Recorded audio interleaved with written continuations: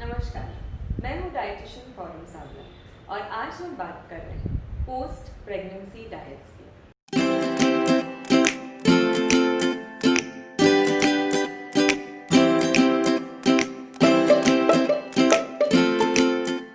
Post pregnancy यानी after delivery. Delivery के बाद हमारी बॉडी बहुत कमज़ोर हो जाती है, plus calcium, iron, B12, vitamin की रिक्वायरमेंट काफ़ी हद तक बढ़ जाती है। बहुत बार माएँ इस समय ध्यान नहीं रखती हैं अपना, सिर्फ बच्चों के पीछे लग जाती हैं, maybe it's their first time, और ये सोचती है कि बच्चों का हम प्रॉपरली हम पोषण करेंगे, बट खुद पे ध्यान नहीं देती हैं। इसलिए उनको कमर की तकलीफ हो जाती है, कभी कभी बाल झड़ने लगते हैं, कॉन्स्टिपेशन इश्यूज हो जाते हैं, आयरन की कमी, एनीमिया हो जाती है। तो इन सब से हम कैसे बच सकते हैं विद द राइट डाइट? थोड़ा सा अगर प्लानिंग किया जाए तो हम इन सब चीज़ों से लाइफ टाइम के लिए बच सकती हैं। बिकॉज अभी जो तकलीफें रह गई, जैसे कि कमर का दर्द वगैरह, तो वो लाइफ टाइम आपको परेशान करता रहेगा। अगर आपकी सी सेक्शन डिलीवरी हुई है या नॉर्मल डिलीवरी हुई है, इन दोनों चीज़ों में आप इस डाइट को आप फॉलो कर पाएंगे। तो एक 1 by 1 इंग्रेडिएंट्स देखते हैं। पहले है गाय का घी। This is a must. जैसे ही डिलीवरी होती है उसके बाद से लेके 40 डेज तक एटलीस्ट, उसके बाद आप 3 या 6 महीना भी ये फॉलो कर सकते हैं, बट 40 डेज तक एटलीस्ट हमें सिर्फ गाय का घी लेना है। अभी गाय के घी के ऊपर मैंने पूरा वीडियो किया है यूट्यूब पे, बट स्टिल जस्ट थोड़ा सा एक ब्रीफिंग के लिए, गाय का घी इज़ लो ऑन फैट, इसीलिए हम इसकी पसंद करते हैं, not buffaloes ghee. Plus vitamin A में रिच है, कैल्शियम में रिच है, प्रोटीन में रिच है, यानी ओवरऑल जो भी चीज़, जैसे कि लड्डूज़ जो हमारी नानी दादीज बनाते हैं, मम्मीज़ बोलते हैं कि हमें खाना चाहिए, तो जो भी आप स्वीट बनाते हैं, लड्डूज़ बनाते हैं, राब बनाते हैं, उसके लिए जो बेस एलिमेंट है वो आप इस गाय के घी का ले सकते हैं। बट रिमेंबर, गाय का घी भी एक फैट ही है, और फैट हमें ज़्यादा मात्रा में नहीं लेना है। पूरे दिन में अगर हम बात करें तो हम 10 से 15 टीस्पून तक ले सकते हैं इस समय पे। तो उसमें आपका जो लड्डू है या आपकी राब है या आपकी खिचड़ी के अंदर अगर आपको डालना है, तो आप इस घी को डेफिनेटली प्रेफर कर सकते हैं। फिर हम दूसरा जो इम्पॉर्टेंट इंग्रेडिएंट है वो है मेथी। मेथी आप कोई भी फॉर्म में अगेन खा सकते हैं। तो कोई भी फॉर्म बोले तो रोटीज़ का पाउडर करके आप रोटी के ऊपर डाल सकते हैं। आप जो लड्डूज अगेन खा रहे हैं, कुछ लोग पंजीरी बनाते हैं, हर एक कल्चर में अलग अलग चीज़ें बनाई जाती हैं in the form of sweet, चाहे वो लड्डूज हो, चाहे पंजीरी हो, चाहे और कोई कल्चर में और कुछ हो, बट एक स्वीट ज़रूर बनाया जाता है, मेथी के लड्डू हो। तो इन सब में आप ये इंग्रेडिएंट को आप इजीली यूज़ कर सकते हैं। This is very rich in soluble fibres. तो ये सल्यूबल फाइबर्स जो है, जो कॉन्स्टिपेशन की प्रॉब्लम हो जाती है आफ्टर डिलीवरी, उसके लिए बहुत अच्छा है। पेन के लिए, कहीं पे भी आपके बॉडी में पेन्स है, उसके लिए बहुत अच्छा है। तो ये डेफिनेटली मस्ट इंक्लूड है पोस्ट डिलीवरी डाइट में। देन हम बात करते हैं गोंद की। गोंद में बहुत अलग अलग तरीक़ों से लिया जाता है। अगेन हाई इन कैल्शियम, बहुत अच्छा कैल्शियम और दूसरे मिनरल्स जैसे मैग्नीशियम है, उसका बहुत अच्छा सोर्स है। तो ये हमारे, हम जब बोलते हैं कि कमर दर्द है तो इसको तल के खाया जाता है, या इसको हम लड्डू में डाल सकते हैं, ठीक है। तो this is a very important ingredient to be included in the diet. Then we are talking about salt powder. Again जो ड्राई जिंजर होता है उसका पाउडर, उसको सॉल्ट पाउडर बोलते हैं। इसकी प्रॉपर्टीज़, ये थोड़ा सा गर्म होता है नेचर में, but it is very good आपके बॉडी के टॉक्सिन्स निकालने में। आपको अगर कोल्ड कफ रहता है, इम्यूनिटी लो रहती है, उसके लिए एक बहुत ही अच्छा इंग्रेडिएंट है to be included in the post pregnancy diet. Then हम बात करते हैं हलीम, असेरिया या गार्डन क्रेस सीड्स की। हलीम, असेरिया या गार्डन क्रेस सीड्स, इसको हम या भिगो के पानी के साथ ले सकते हैं, या हम जो लड्डू या राब बना रहे हैं उसके अंदर डाल सकते हैं। पानी में जो काढ़ा बनाते हैं उसके अंदर हम यूज़ कर सकते हैं। इसका पाउडर बना के भी आप किसी भी चीज़ में डाल सकते हैं। It's a very good iron source. जो आयरन की कमी ड्यूरिंग प्रेगनेंसी, हमें ब्लीडिंग होती है काफ़ी, जो आयरन हमारा लॉस हो जाता है बॉडी से, तो ये बहुत अच्छा सोर्स है। अलॉन्ग विद गुड़, अगर आप इसकी राब या लड्डू में गुड़ के साथ आप इसको यूज़ करते हैं तो एक बहुत अच्छा आयरन का सोर्स है ये। देन जो हम हमारे लड्डूज़ में इंक्लूड कर सकते हैं वो है मखाना।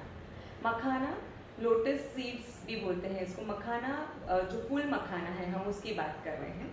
ये जो फुल मखाना है बहुत लोग specially I think Punjabis they put it in the gravies, सब्जी की ग्रेवीज में डालते हैं, प्लस उसको रोस्ट करके इसका स्वीट बनाया जाता है। तो ऐसे भी आप उसको यूज़ कर सकते हैं। इसका पाउडर बना के आप अपने नाश्ते में, जैसे अगर आप डोसा बना रहे हैं तो उसमें 1 स्पून आपने डाल दिया, या अगर आप अप्पम्स बना रहे हैं उसके अंदर आपने डाल दिया, रोटी के आटे में आपने 1 आध 2 स्पून इसके डाल दिए। तो this is a very rich source of calcium. Again हम ज़्यादा calcium, iron sources, vitamin B12 sources की इसीलिए बात कर रहे हैं बिकॉज ड्यूरिंग पोस्ट प्रेगनेंसी इसकी रिक्वायरमेंट्स काफ़ी बढ़ जाती हैं। तो this is a very good source to include in the post pregnancy diet. Then आते हैं नट्स। नट्स अगेन हम इसका ड्राई फ्रूट मिल्क बना सकते हैं। अभी नट्स में आप ऑल मिक्स नट्स ले सकते हैं, आमंड्स ले सकते हैं, वॉलनट्स ले सकते हैं, खारेक जो आती है वो ले सकते हैं, खजूर ले सकते हैं, क्रैनबेरीज बेरीज जो आती हैं वो ले सकते हैं, बिकॉज सब में ओमेगा 3, ओमेगा 6, एंटीऑक्सीडेंट्स ये सब भरपूर मात्रा में है, पोटेशियम ये सब भरपूर मात्रा में है बिल्कुल। So you should include this. ये आप चाहे तो आपके ब्रेकफास्ट में अगर आप मसाला मिल्क लेते हैं उसमें इंक्लूड कर सकते हैं। जैसे मैंने बताया लड्डू है उसके अंदर आप डाल सकते हैं, आपकी कोई राब है उसके ऊपर ड्रिजल कर सकते हैं, ऐसे ही खा सकते हैं in the mid morning snack. Very good source to include. Then आती है बड़ी सौंफ। बड़ी सौंफ फेनिल सीड्स जिसको बोलते हैं, ये बहुत ही अच्छा कूलेंट है। 1 डाइजेस्टिव एजेंट है, यानी डाइजेशन में हेल्प करता है। 2 यानी गैसेस वगैरह नहीं बनने देता है। अगर माँ को हो जाती है तो उसी की वजह से बच्चे को भी तकलीफ होने लगती है गैस्ट्रिक ट्रबल की। तो this is a very good digestive, plus आपकी बॉडी को कूल रखता है। जितनी हम हॉट इंग्रेडिएंट्स ले रहे हैं उसके साथ थोड़ा सा कूलेंट यानी एसिडिटी वगैरह भी प्रिवेंट करता है। फिर आते हैं तिल सीड्स, सेसम सीड्स पे, जो ब्लैक और वाइट दोनों भी आप यूज़ कर सकते हैं। दोनों की सेम प्रॉपर्टीज़ हैं, very good source of calcium, protein. तो ये हम again we can use it in the laddoos. Now why I am emphasizing on laddoos again and again, because हमको ऐसा होता है कि इतनी सारी चीज़ों के इतने सारे चीज़ हम कैसे बना के खाएंगे। तो अगर आप एक बेस रखते हैं, जैसे कि लड्डू है फॉर एग्जाम्पल, तो उसमें आपका घी आ जाता है, उसमें आप मेथी का पाउडर डाल सकते हैं, गोंद डाल सकते हैं, सॉल्ट पाउडर डाल सकते हैं, असेरिया डाल सकते हैं, मखाना का पाउडर डाल। तो कुछ लोगों को आटा नहीं चाहिए एज अ बेस, तो आप मखाने का बेस, ओट्स का बेस डाल सकते हैं जो ग्लूटेन फ्री हो सकता है। Then you can add all the nuts, you can add saunf, ठीक है, और यू कैन ऐड तिल। इन सब से अगर आप एक बेस जैगरी डाल के एक अगर लड्डू बनाते हैं, उसके अंदर बत्रीसा करके एक पाउडर आता है हम गुजरातीज में, you can even add, there are different herbs होते हैं उसके अंदर जो पोस्ट प्रेगनेंसी में बहुत अच्छे होते हैं। ये अमेजोन पे भी आजकल मिल रहा है, I just served it, if you want I can share the link here. Batrisu powder जिसको बोलते हैं, ये इन सब के साथ में वो लड्डू में अगर आप डाल दें तो यू आर सॉर्टेड। आप सिर्फ वो एक लड्डू एज ब्रेकफास्ट के अकम्पनीमेंट में अगर ये लड्डू, एक dry fruit milk and some carbohydrate का नाश्ता जैसे कि बाजरा, जवार, नाचनी, इसकी किसी की रोटी या राब खा लें, यू आर सॉर्टेड। आपको सब कुछ all in one meal, all in one nutrients एक छोटे से मील में मिल गया है राइट इन द मॉर्निंग आपके ब्रेकफास्ट में। जवार, बाजरा, नाचनी, इसकी मैं जो बात कर रही हूँ, they are whole grains which are rich in folates, B12, B complex vitamins. So it's an amazing thing to add. Calcium naturally is very good for calcium. So this is a all-in-one ingredient, very good carbohydrates, complex carbohydrates होते हैं, constipation से आपको relieve करते हैं, तो इसके फायदे बहुत हैं। So during this 40 days, I recommend कि आपको ऐसा आटा ज़्यादा यूज़ करना चाहिए, whole grain आटा जिसको हम बोलते हैं, rather than only wheat, ठीक है। Then coming to our next ingredient, very important, खसखस। अभी ड्यूरिंग पोस्ट प्रेगनेंसी ये एक इशू होता है कि माँ को चाहिए उतना दूध नहीं, लैक्टेशन जो हम बोलते हैं उतना नहीं आ पाता है दूध, ठीक है। तो ये उसको ऐसी चीज़ें जिसको गैलेक्टोगोग्स इंग्लिश में बोलते हैं, जिससे माँ का दूध बढ़ता है, माँ के दूध की प्रोडक्शन की मात्रा बढ़ती है। तो ये जो खसखस है, it is very important, it's one of that galactagogues, जिससे आपका मिल्क सिक्रीशन बढ़ जाएगा बॉडी में।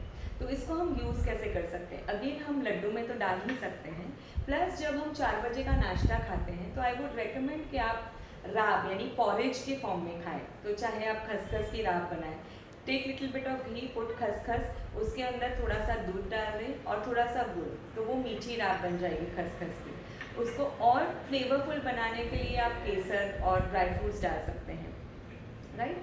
वैसे ही हम राब सॉल्टी भी बना सकते हैं, जैसे बाजरा हो गया, नाचनी हो गया, उसको हमने थोड़ा सा घी में सॉटे किया उसको, और उसके अंदर बटर मिल्क डाला, थोड़ा सा नमक डाला, तो वो सॉल्टी राब हो गई।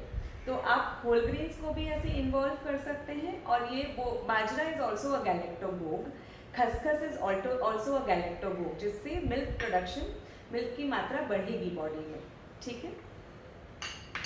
Then we are talking about kesar. Kesar is also a very good important ingredient. अंदर के जितने भी गायनेकोलॉजिकल इश्यूज हैं, पेन्स हैं, उसको ये हेल्प करता है ईज आउट करने में। अगेन ये this could be a part of your laddoo, it could be a part of your raab, it could be a part of your masala milk, so you can include this in various forms. This is dry coconut. ये भी एक important गैलेक्टोगोग है, ये भी milk production में काफ़ी help करता है।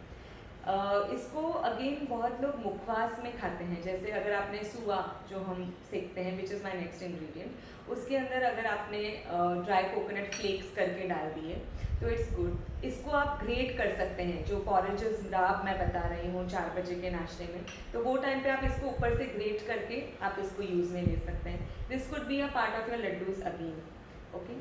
So this is a very important ingredient for post pregnancy diet. Then we are coming to suva, okay. Now this suva is basically a form of aniseeds which, जिसका पानी अगर हम पिए तो हमको गैसेस नहीं होती। जैसे हम अजवाइन खाते हैं तो हमको गैसेस नहीं होती है, वैसे ही अगर इसका पानी पिया जाए। So a tip that I would like to share, during my post pregnancy, my mother, मेरी मम्मी ने मुझे अलाउ नहीं किया था मटके के पास जाने के लिए, ओके। 40 डेज तक मैंने सिर्फ गर्म पानी पिया है, and that helps my body to not bloat, swelling नहीं आई, ब्लोटिंग नहीं आई, ऐसे फुगावा नहीं आया बॉडी में। I could maintain my weight properly, I could digest food properly, I could, वो डिजेशन अच्छा होता है तो आप न्यूट्रिएंट्स एब्जॉर्ब कर सकते हैं। तो आप जो खा रहे हैं वो आपके बच्चों को भी वो न्यूट्रिएंट मिलेगा, बिकॉज वो आपकी फीड पे है, ठीक है। तो इसका पानी आपको इसको उबालना है 1 या 2 चम्मच लेके, उसका पानी जो बनेगा उसको गरम गरम एक थर्मस में भर लीजिए, और वो पानी आप पूरे दिन में पीजिए। तो आपको जितनी भी डाइजेस्टिव प्रॉब्लम्स हैं वो नहीं होंगी, एसिडिटी जैसी इश्यूज है वो नहीं होंगी, इनडाइजेशन है वो नहीं होगा। तो आप कुछ भी अगर थोड़ा सा यहाँ वहाँ प्लस माइनस खाती हैं तो इससे डाइजेशन इश्यूज बिल्कुल नहीं होंगे। So very important thing to include. This is the last thing. अभी जिनको गोंद ऐसे ही नहीं पसंद आता, मुंह में चिपकता है, there is a issue with it, what you can do is, इसको आप भिगा सकते हैं पानी में और इसको जेली की तरह भी खा सकते हैं। इसको कड़िया गुंदर बोलते हैं। This is very rich in calcium. जिसको भी कमर की तकलीफ है अदरवाइज भी, अगर वो इसे 21 डेज टू 1 मंथ अगर खाए रोज़ भिगा के 1 to 2 teaspoon, their calcium deficiencies are overcome, plus उनकी जो पेन है वो चली जाती है। So this is another form of bone which I wanted to share. Over and above this, always take care of your time of eating. जो time आप breakfast, lunch, dinner time to time लीजिए, early dinners लीजिए ताकि उसको digest हो जाए। रात को अगर आपको भूख लगती है तो आप स्नैक्स तले हुए ना खाएं। You resort to some porridge, ऐसा कोई राब, नाचनी का राब, नाचनी के सत्वा का राब बना के पी सकते हैं। ड्राई फ्रूट्स खा सकते हैं, masala milk, dry fruit milk shake जैसा बना के पी सकते हैं।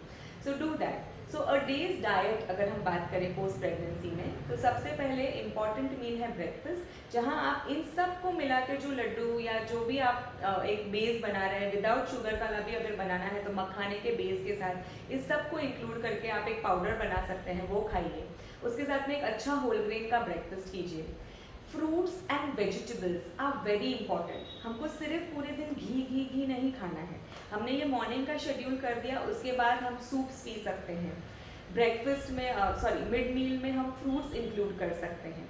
उसके बाद लंच में एक लीफी वेजिटेबल ज़रूर इंक्लूड करें. It could B methi, it could B पालक, इट कुड बी रेड तांदड़ या भाजी, इट कुड बी सुवा भाजी. सो कोई भी एक green leafy vegetable along with your normal vegetable, उसको ज़रूर इंक्लूड करें. दाल, पंचमेल दाल, सो मिक्स दाल्स, एंड उसको भी लंच में डिफ़ॉल्ट इंक्लूड करें. उसके बाद जैसे मैंने 4 बजे का नाश्ता आपको बताया, पॉरेजेस हैं, तो वो पॉरेजेस आप इजीली कोई भी आटे से बना सकते हैं, खसखस से बना सकते हैं. और नॉर्मल नाश्ता भी आप ज़रूर बाजरे, अगर आप नहीं खाना है तो उसका रोटला वगैरह मसाला रोटला बना के खा सकते हैं. पोस्ट दैट प्री डिनर में ज़रूर एक फ्रूट लीजिए again, and then go to dinner. Fruits you can take all seasonal fruits, जो भी सीजन में अवेलेबल हैं you can take all. Just don't refrigerate it, please take it at room temperature. और dinner आपको early लेना है. 1, 2 आपको उसमें भी बहुत सारे वेजिटेबल्स ऐड करने. So dinner examples could be daliya khichdi, it could be whole jowar and bajra khichdis, it could be normal moong dal and rice khichdi with vegetables along with hot bowl of curry and some salad. So it could be masale wala rotla, sabzi and salad. So include, it could be a paneer vegetable along with normal rotis. So include a wholesome dinner rather than any junk food or refined food coming in. Do walk if the doctors permitted you to walk. अगर आपकी तबीयत normal है, after 5-10 days you can resume your walking. After about 15-20 days if everything is normal you can resume exercises. So do resume exercises in time so that आपकी body की shape है, आपके जो pens हैं, जो मसल स्ट्रेचिंग है, वो सब it will get back to shape. I hope this video was useful. Do like, subscribe if you liked this video, and stay tuned for more such videos. Thank you so much.